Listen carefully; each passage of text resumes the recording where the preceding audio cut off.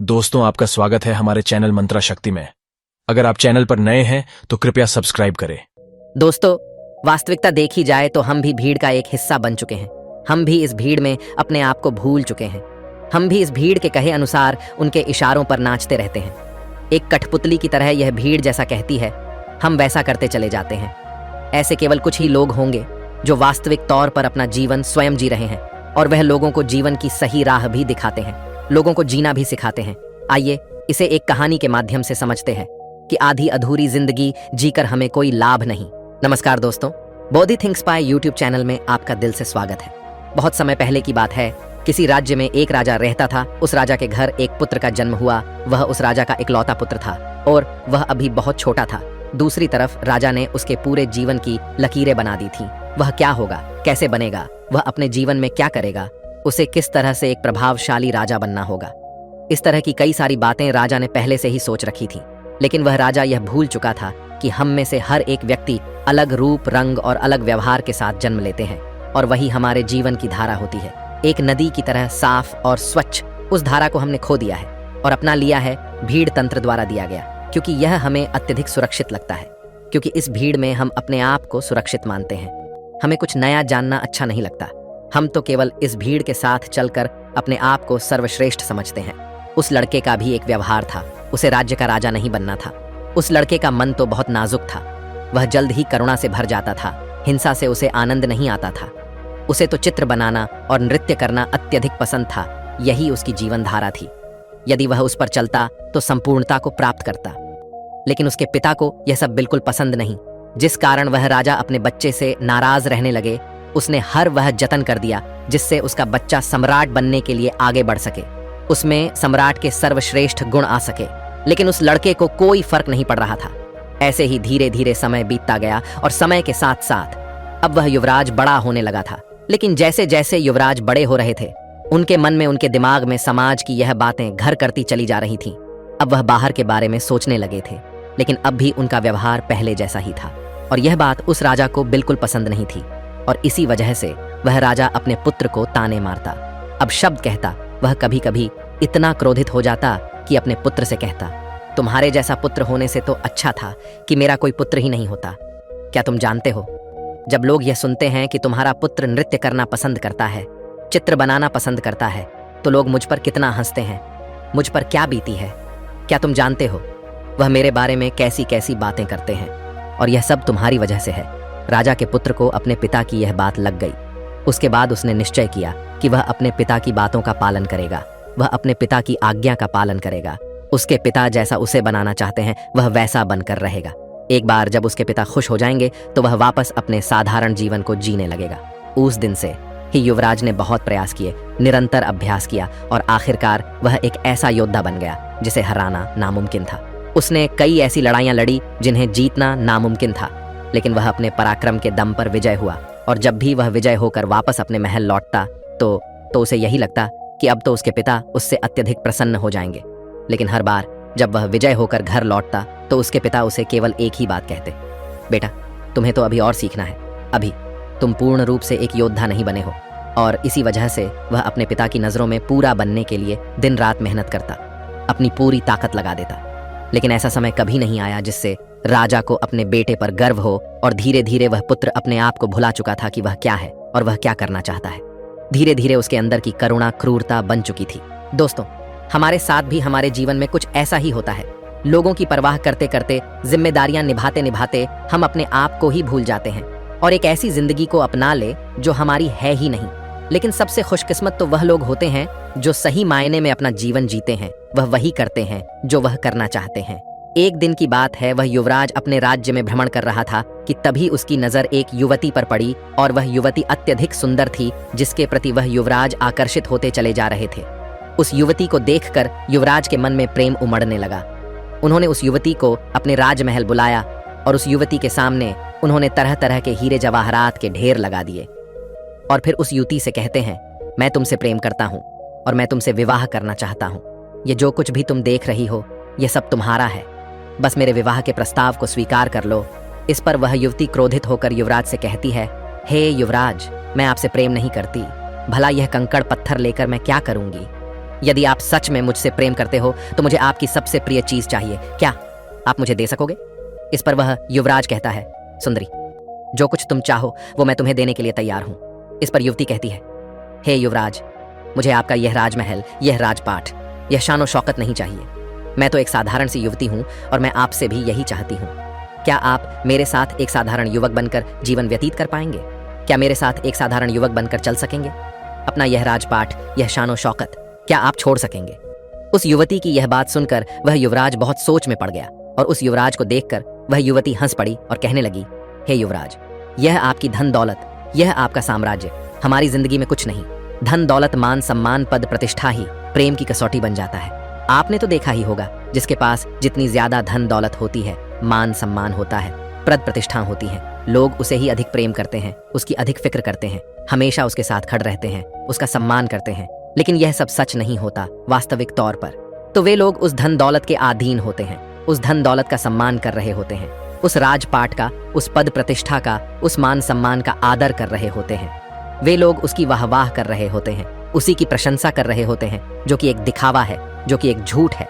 और इन सभी झूठों के पीछे हम अपना पूरा जीवन यूं ही व्यतीत कर देते हैं। हम सब इनके पीछे भागते रहते हैं, फिर चाहे वह कोई गरीब हो या फिर कोई अमीर। लेकिन आखिरी सांस तक ना तो कोई गरीब से प्रेम करना चाहता है और ना ही उसकी कोई फिक्र करता है।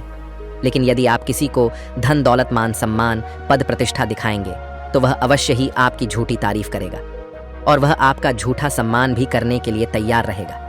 वह आपसे केवल इसलिए जुड़ा रहेगा क्योंकि उसे वे सारी चीजें पसंद हैं, ना कि आप उस युवती की यह सारी बातें सुनकर युवराज एक बार फिर से कुछ देर के लिए सोच विचार करने लगते हैं और कुछ देर बाद वह उस युवती से कहते हैं, मैं तुम्हारे साथ चलने के लिए तैयार हूं, जैसा तुम चाहती हो। मैं एक साधारण जीवन जीने के लिए तैयार हूं। बस मैं अपने माता पिता को इसकी सूचना देना चाहता हूं, अपने माता पिता से आज्ञा लेना चाहता हूं। जैसे ही सम्राट को यह पता चला कि युवराज यह राज्य छोड़कर जा रहे हैं और वह भी एक साधारण सी लड़की के लिए, उसने तुरंत ही अपने सैनिकों को आदेश दिया कि उस लड़की और युवराज को बंदी बनाकर राज दरबार में पेश किया जाए। सैनिकों ने बिल्कुल ऐसा ही किया। उन्होंने उस लड़की और युवराज को बंदी बनाकर राज दरबार में ले आए। उधर दूसरी तरफ सम्राट ने उस लड़की को जासूसी के आरोप में मृत्यु दंड दे दिया। वह राजा यह भूल चुका था कि जब हमारे हाथों में शक्ति होती है, हमारे हाथों में ताकत होती है, तो हम न्याय और अन्याय के बीच का फर्क भूल जाते हैं।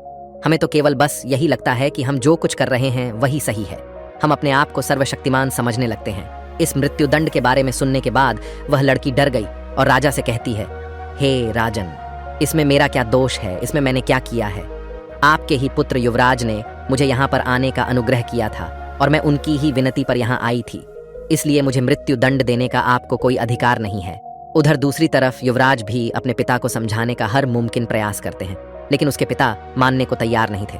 उसने अपने पिता से कहा, पिताजी, यदि आप इस लड़की को छोड़ देंगे तो आप जैसा कहेंगे मैं वैसा ही करूंगा। यह बात सुनकर वह सम्राट अत्यधिक प्रसन्न हुआ और उस सम्राट ने उस लड़की को जाने दिया। उसके बाद उस सम्राट ने अपने राजकुमार का विवाह राजकुमारी के साथ किया। वह राजकुमारी बहुत ही महत्वाकांक्षी थी। वह जल्द से जल्द इस राज्य की महारानी बनना चाहती थी और इसके लिए युवराज के पिता का मरना जरूरी था, अर्थात युवराज के पिता का मृत्यु को प्राप्त करना आवश्यक था। आगे वह राजकुमारी युवराज से कहती है कि अब आपके पिता बूढ़े हो चुके हैं, अब आपको ही इस राज्यभार को संभालना चाहिए। अब वह इतने बूढ़े हो चुके हैं कि उनसे यह राजपाट नहीं संभलता, वह उसे ठीक से नहीं चला पा रहे हैं और वह अब उसके काबिल भी नहीं है। और बुढ़ापे में अक्सर ऐसा ही होता है, हम किसी भी कार्य को ठीक ढंग से नहीं कर पाते, हमारे लिए हर कार्य बोझ बन जाता है। राजकुमारी की यह बात सुनकर युवराज भी राजकुमारी की बातों से सहमत हो जाता है। युवराज को तो यह पता ही नहीं था कि मन ही मन वह अपने पिता से नाराज है और मन ही मन वह अपने पिता के खिलाफ क्रोध को पाल रहा है। वह तुरंत ही अपने पिता के पास गया। उसने राजा से कहा, पिताजी, अब आप बूढ़े हो चुके हो और आपको अब आराम करना चाहिए। आप मुझे सम्राट घोषित कर दो, अब से मैं इस राज्यभार को संभालूं। इस पर वह सम्राट युवराज से कहता है, बेटा, तुम अभी इस काबिल नहीं हुए हो कि मैं तुम्हें यह पूरा राज्यभार सौंप दूं। तुम जिस दिन इसके काबिल हो जाओगे, मैं तुम्हें स्वयं ही इस राज्य का सम्राट घोषित कर दूंगा। ऐसे ही काफी समय बीत चुका था। धीरे धीरे उस राज्य में सब कुछ बदलता जा रहा था और इधर राजकुमार मन ही मन अपने पिता के खिलाफ षड्यंत्र कर रहा था।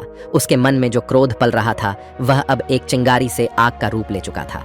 वह मन ही मन अपने पिता का दुश्मन बन चुका था। इधर राजकुमारी ने राजकुमार के पिता को रास्ते से हटाने का एक उपाय बनाया। उस समय पड़ोसी राज्य ने इस राज्य पर आक्रमण किया था और इसी युद्ध के दौरान वह राजकुमारी चाहती थी कि सम्राट मृत्यु को प्राप्त हो जाए। इस युद्ध के दौरान राजकुमारी ने कुछ ऐसा उपाय किया था कि जब सम्राट अकेले पड़ जाए तब पीछे से उस पर वार किया जाए। दूसरे ही दिन पड़ोसी राजा ने आक्रमण कर दिया। राजा बहादुर से दूसमन से लड़ रहा था, लेकिन युद्ध के दौरान ठीक इसका उल्टा हो गया। राजा की जगह पर वह युवराज दुश्मनों के बीच फंस गया था, और जब सम्राट ने यह देखा तो वह अपने पुत्र को बचाने के लिए घोड़े पर सवार वह पुत्र की ओर आगे बढ़े। इस दौरान युवराज ने सोचा कि यही सबसे सही मौका है, मैं अपने पिता के पीछे से वार कर देता हूँ और पूरा राज्य फिर मेरा होगा। जैसे ही युवराज यह सोच रहा था, तभी पीछे से एक दुश्मन ने युवराज पर वार किया, लेकिन तभी सम्राट ने उस वार को अपनी छाती पर ले लिया। वह तलवार सम्राट के सीने को चीरती हुई आर पार हो गई और सम्राट जमीन पर गिर गया। यह देखकर युवराज के हाथों से तलवार छूट गई। उसने तुरंत ही अपने पिता को अपने हाथों से घोड़े पर उठाया और वहां से निकल गया। रास्ते में सम्राट ने अपने बेटे से कहा, बेटा, अब तुम काबिल हो चुके हो और मैं तुम्हें इस राज्य का सम्राट घोषित करता हूँ। जाओ और अपने राज्य को बचा लो। इस राज्य को तुम्हारी जरूरत है। तुम जैसे वीर योद्धा पर मुझे गर्व है। इतना कहकर वह सम्राट वीर गति को प्राप्त हो गया अपने पिता के मुख से। यह सारी बातें सुनकर राजकुमार बहुत दुखी हो गया। उसके मन में जो क्रोध था वह पूरी तरह से करुणा में बदल गया। तब उसे एहसास हुआ कि वह अपने पिता से प्रेम करता है, नफरत नहीं। उसे अपनी गलती पर पछतावा होने लगा और वह तुरंत ही वापस युद्ध भूमि पर लौटा और उसने काफी बहादुरी से युद्ध को लड़ा और अपने पिता की याद में उसने इस युद्ध को तो जीत लिया, लेकिन अपने आप से हार गया। युद्ध को जीतने बाद वापस महल लौटकर वह बहुत परेशान था, क्योंकि राजकुमारी ने जो राजा के खिलाफ षड्यंत्र रचा था, राजकुमार ने राजकुमारी को आजीवन कारावास का दंड दे दिया। राजकुमार बहुत दुखी था। वह स्वयं को भी सजा देना चाहता था। वह इस राज्य का सम्राट बनकर अब खुश नहीं था, ना ही उसके मन में कोई इच्छा रह गई थी। एक दिन वह अपने राज्य का भ्रमण कर रहा था कि तभी रास्ते में उसने एक व्यक्ति को देखा जो रास्ते में नाच रहा था, गा रहा था और उसने एक चोगा पहन रखा था। यह देखकर युवराज उस व्यक्ति के पास गया और उस व्यक्ति से कहने लगा, आप कौन है और नाच क्यों रहे हो? इस पर वह व्यक्ति कहता है, मैं कौन हूं? यही तो मैं जानना चाहता हूं। मुझे नहीं पता कि मैं कौन हूं। क्या मैं तुम्हें जानता हूं? तुम कौन हो? इस पर वह युवराज कहता है, मैं इस राज्य का सम्राट हूं। इस पर वह व्यक्ति कहता है, मुझे भी ऐसा ही लगता था कि मैं इस राज्य का सम्राट हूं, लेकिन बाद में पता चला कि मुझसे बड़ा भिखारी तो और कोई नहीं है। इस पर युवराज कहता है, आप समझ नहीं रहे, मैं वास्तविक तौर पर इस राज्य का सम्राट ही हूं। इस पर वह व्यक्ति कहता है, हाँ, मैं जानता हूं कि इस राज्य के सम्राट तुम हो, लेकिन कभी इस राज्य का सम्राट मैं भी था और मैंने ही अपने हाथों तुम्हारे पिता को यह राज्य सौंपा था और तुम्हारे पिता मेरे सेनापति हुआ करते थे और तुम्हें और तुम्हारे पिता को यह तक नहीं पता होगा कि जिस लड़की के लिए तुमने अपना घर बार छोड़ना चाहा था, जिस लड़की को तुम्हारे पिता ने मृत्यु दंड देना चाहा था, वह पुत्री मेरी ही है। यह सुन वह युवराज उस व्यक्ति के चरणों में गिर पड़ा और कहने लगा, मैंने अपने पिता से आपके बारे में बहुत कुछ सुना है। अब आप ही मुझे बताइए कि मैं आगे क्या करूं। मुझे अब इस राज्य में कोई मन नहीं है और ना ही मैं कोई सम्राट बनना चाहता हूं। इस पर वह व्यक्ति उस सम्राट के हाथों को पकड़ लेता है और उसे एक ऐसी जगह ले जाता है जहां पर एक विशाल वृक्ष था। उस वृक्ष की ओर इशारा करते हुए वह व्यक्ति सम्राट से कहता है, बेटा, उस वृक्ष को देखो, इस वृक्ष की तरह सम्राट बनो। इस वृक्ष पर कई तरह के प्राणी वास करते हैं, लेकिन यह वृक्ष कभी उन्हें हटाता नहीं है, बल्कि उनका ख्याल रखता है, उनका ध्यान रखता, सबकी रक्षा करता है और सबको भोजन भी देता है। और तो और ये वृक्ष हम जैसे पापी इंसानों को भी अपनी छाव में छाया अवश्य देता है, और इतना सब कुछ करने के बाद भी इसे रत्ती भर भी अहंकार नहीं है। यही इस राज्य का असली सम्राट है। लोगों को धोखा देना, लोगों को मारना, युद्ध की नीतियां बनाना, खून बहाना, लोगों की जान लेना, यह सम्राट का असली कार्य नहीं है। जाओ, वापस लौट जाओ अपने महल में और लोगों की सेवा करो, उनकी रक्षा करो जैसे ये वृक्ष करता है। तब तुम सही मायने में एक असली सम्राट बन पाओगे। केवल लोगों को दिखाने के लिए नहीं, अपने आप को पहचानो, अपनी खुशी को पहचानो, जिसमें तुम्हें खुशी मिलती है वह कार्य करो। हम सब तो भटक चुके हैं और इस काल्पनिक दुनिया में यूं ही भटकते चले जा रहे हैं, जहां हर कोई हर किसी को बांधना चाहता है, अपने कब्जे में रखना चाहता है, अपने नीचे रखना चाहता है। जब तुम ध्यान से अपने आप को देखोगे, अपने आप को समझोगे, तब तुम्हें यह एहसास होगा कि हमारे विचार हमारे हैं ही नहीं, हमारी सोच हमारी है ही नहीं। हम जिस धर्म में जन्म लेते हैं, हम तो उस धर्म के बन जाते हैं। दोस्तों, हमारे जीवन में भी कुछ ऐसा ही होता है। हमारे आसपास ऐसे बहुत से लोग होते हैं जो हमें हमेशा कुछ अच्छी तो कुछ कड़वी बातें कहते ही रहते हैं और उनकी हर बात हमें आईना सा दिखा जाती है। लेकिन हम ऐसे लोगों को ढूंढते रहते हैं जो हमारी हाँ में हाँ मिला सके, वह हमारी गलती को गल ना कहे, और ऐसे लोग हमें बहका सकते हैं। क्योंकि हम पहले से ही बहकने के लिए तैयार बैठे हैं। जो भी कुछ हम कह रहे हैं, जो भी कुछ हम कर रहे हैं, वह सब सही है। हम कुछ ऐसे लोग चाहते हैं जो हमारे इस हाँ में हाँ मिला सके और हमारा साथ दे सके। दोस्तों, आपने आज के इस वीडियो से क्या सीखा, वह मुझे आप कमेंट में बता सकते हैं। इसी के साथ में उम्मीद है कि आपको आज की वीडियो पसंद आई होगी, तो इस वीडियो को उस इंसान को शेयर करें जिससे यह कहानी सुनने की ज़रूरत है, और उसी के ठीक बाद चैनल को सब्सक्राइब करें। तो चलिए फिर मिलते हैं ऐसी एक और नई वीडियो में एक नए मैसेज के साथ। तब तक के लिए अपना ख्याल रखें।